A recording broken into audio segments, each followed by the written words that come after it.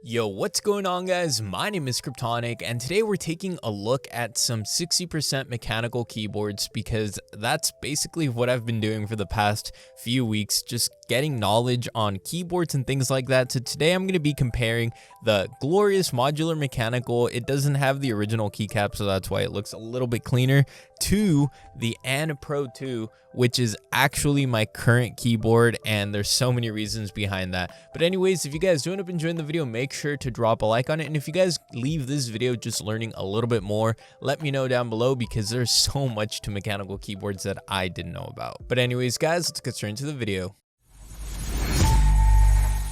So now, like I did say, 60% keyboards are actually just popping off right now, mainly due to the fact that Teja Types, a big YouTuber, does a lot of breakdowns. He's been exploding recently because of Corona, and people are realizing how cool keyboards are. It's really cool that this just community in general is growing because there is so much to keyboards I didn't even know about that I think a lot of you guys won't even know about. So starting off with my first 60% keyboard, that was a glorious modular mechanical keyboard, and this keyboard was insanely awesome because it was my first 60% and it was kind of getting me into what I wanted, and it was letting me know what I wanted to see and what I wanted to change. And what I mean by that is this keyboard comes with a very nice heavy bass, but over time it was too much. Like it was a little heavier than I expected it, mainly because I move my keyboard around a lot, and that's due to the fact that I have a desk mat. So every time I move my keyboard, I just kind of put it in the top left corner, and then I use my entire desk pad to play because I play at like 400 DPI on my mouse. So that just kind of makes it impossible for me to play on a really small mouse pad because I have to move my entire hand to get the movements that I obviously want. Now, another thing I didn't really like too much about the keyboard that I thought I would get over was the lighting. Now, the lighting isn't the strongest out there, and that's mainly because when the light shines to the keycap, it doesn't have anywhere to bounce off of, mainly because the backboard of this, like the back plate of this keyboard, is just like a black, very nice feeling, backplate and everything, but it doesn't really do well when it comes to deflecting that light and making it look even better. So that was another thing that was a little bit disturbing to me, because it was just one of those things where I really wanted to like the keyboard for not only the build quality but for the lighting, but the lighting was really lagging it for me, and that was something I couldn't really overlook, because at the end of the day, what's a keyboard without some nice lighting to it? If you're paying $120, of course. But don't get me wrong, this keyboard isn't bad whatsoever. It's a modular mechanical keyboard, meaning you can swap out the Gateron browns that I have and just put anything you want. So you could buy Gateron blues, Gateron like blacks, anything you want, just swap them in. It's hot swappable, so it's literally customizable all the way through. But like I said, that backplate issue with lighting is a really big thing that isn't a problem on the Pro 2. And now another problem that I didn't really consider a problem until later was the fact that this keyboard is a micro USB keyboard, meaning it's not USB-C, and it doesn't offer Bluetooth like other keyboards out there. And don't get me wrong, the Bluetooth mode isn't like a must-buy thing because Bluetooth for gaming just isn't really there yet, so it's not a big negative. But it would be nice if you're paying the same price for the Pro 2, which is $120, that you're paying for the glorious one, which is also $120, then some features like that just don't really make sense, like the fact that it's micro USB over USB-C and it doesn't have that Bluetooth. Why would you get the glorious one if the Pro 2 has all those features and more? And now swapping over to the Pro 2, this keyboard is basically everything I wanted. And what I mean by that is this keyboard has got some of the best lighting I've seen in a 60% keyboard, and I love that because the style of my 60% keyboard was just black PBT keycaps with no like print on it, meaning that if you looked at my keyboard, it has no text on it whatsoever. But I had that on the glorious keyboard, the glorious modular mechanical, and it wasn't that great. And the reason behind that was that once I put the keycaps on, the RGB lighting would hit the black keycap and then it would just kind of die. It wouldn't bounce back, so it just looked like a black keycapped keyboard, and that was it. Whereas with my Pro 2, things have gotten so much better. Not only did I get blank keycaps again, but this time I got a different style which makes them very flat profile. They're DSX, meaning they're very, very flat, which isn't the best thing for everyone, but it works out for me because I type insanely quick. I've been able to consistently hit 100 words per minute on the Pro 2, which is just insane because the Pro 2 has the exact same Cateron Brown switches, but the Pro 2 comes pre-lubed. And that was another thing that I never even thought of. I was like, whatever, 60% keyboards are all the same. You can just swap out the keycaps, pop some O-rings in there, and you get the same quality. Lube them up a little bit, maybe if you have a modular mechanical like the Glorious, which is something that you can't do on the Pro 2.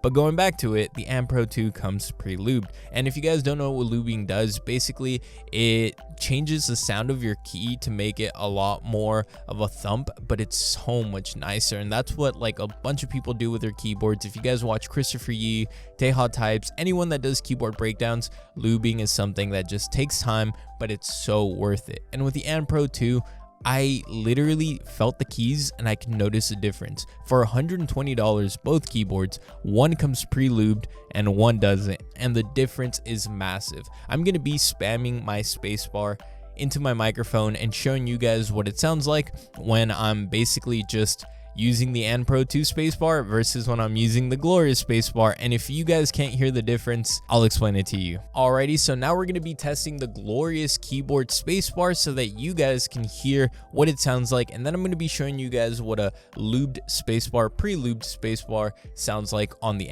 Pro 2. So starting off with the Glorious, I'm going to be clicking the backspace, enter, shift, spacebar, everything like that so that you guys know what it sounds like when you're hitting these main keys that you have to hit when you're playing a game. Alrighty, so now we're going to be starting the test and I'm going to be showing you guys what the spacebar sounds like.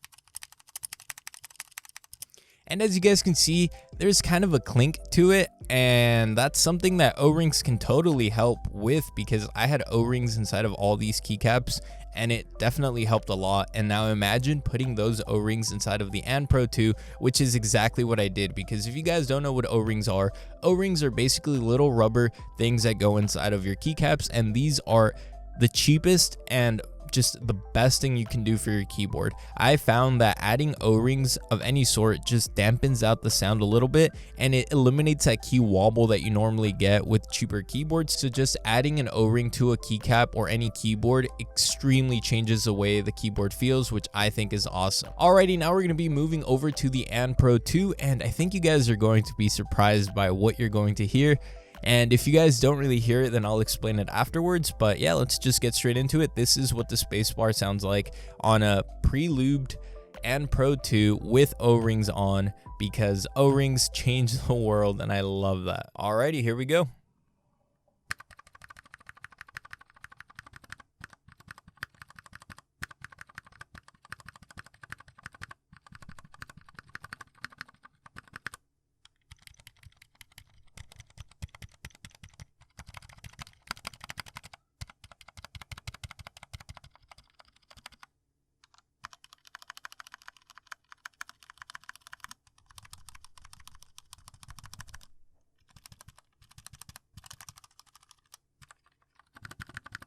If you guys are looking for a 60% mechanical keyboard, the Pro 2 is really good at what it does for that price budget. Now, don't get me wrong, there are other keyboards out there like the GK61 that are really good keyboards, but you're not getting that pre-lubed and you're just not getting that quality aspect behind it. This keyboard feels really well in the hands. It doesn't feel cheap whatsoever, and that's obviously because of its $120 price tag. What I would say to you guys is go out of your way, do some research, and find out what you like best. But for me, the Pro 2 was a game changer in comparison to the Glorious. Don't get me wrong, the Glorious 60% was a very nice keyboard to have for a good time, but it just wasn't my type of keyboard. If you guys care about lighting, if you guys care about customizing it a little bit more, the Glorious isn't really the one for that type of thing. The Glorious is a very nice keyboard that just works out of the box. If you guys are looking for a 60% that you're never going to touch again, get the Glorious. It's a really nice keyboard overall, works really well. If you guys want to get really in detailed, the And Pro 2 has an amazing software that you guys can just customize everything. It's got Bluetooth, it's got an 8-hour long battery for that Bluetooth, which I've seen videos on YouTube which you can just open it and take it out, which I think is crazy. You also get that keycap customizability, which obviously you do get on the Glorious, but the RGB on the And Pro 2 is just something out of this world. And mainly with my DSX keycaps that I have on, they're very flat, they're very low profile, they're half the size of a regular keycap, and the RGB just, oh, I love the way it looks. The RGB rainbow effect that I can see just kind of chilling there every time I pass by my desk is something that I can't change, and that's something that I was looking for when it came to a good 60% keyboard, because it just hit every box I needed basically. Whereas the Glorious fell short in a few, which I knew for a fact when I bought it that this keyboard might not be the one for me, but like I said, I wanted to try it, and now that I tried it, I'm really glad that I have this knowledge of pre-lubing, O-rings, switches, lighting, cabling. USB-C is 100% the way to go, and micro USB just feels extremely outdated. And now something I completely forgot to say is that the Glorious comes with the keycap remover built in into the back of it, which I think is pretty neat. But the And Pro 2 comes with the keycap remover, which is way better because it not only just yanks the keycaps out, but it also preserves the keycaps, meaning that the keycap puller that you get on the Glorious, this little red one, could potentially scratch some of your keycaps because it's just yanking it out, whereas the And Pro 2 key puller is a little bit different and it just works a little bit better. Anyways, guys, let me know down below if you guys even knew what 60% keyboards were. Up until about a month ago, I didn't even know that you could get this small. I thought the smallest you could get was just an arrow key keyboard, and look at that, you can get to 60%, which I think is awesome. Now, don't get me wrong, it's not for everyone. I've had so many friends say, I can't get rid of my FN keys, I can't get rid of my number pad, but the thing is, this keyboard is really customizable, so you could just added in as an FN key. So for my keyboard, the And Pro 2, I just use the FN key to get all my F through F12 keys, which I think is really useful to have. And also you get arrow keys by holding FN and WASD, which is equally as convenient as just having the arrow keys there that you might use every now and then, whereas having no arrow keys, but if you need them, you can still use them for Netflix, YouTube, anime, anything you guys do. If you guys want to skip those 10 seconds forward or back, it's something that you can do on these 60% keyboards. Anyways, guys, thank you guys so much for sticking around and watching this video. This topic has just been on my head for days and days and days, and I just think that if you're looking for a smaller keyboard, if you have a smaller desk, kind of like what I'm in a little situation where it's a little box, you need the right amount of space for everything, and a 60% keyboard was right up my alley. It has everything I need, and it doesn't have everything I don't need. Anyways, guys, I'll leave the link down below to everything down below in case you guys are just curious about keyboards in general. And make sure to catch the Twitch where I stream all the time just because I have a lot of free time on my hands with this pandemic. But I will catch you guys next time, and I'm out.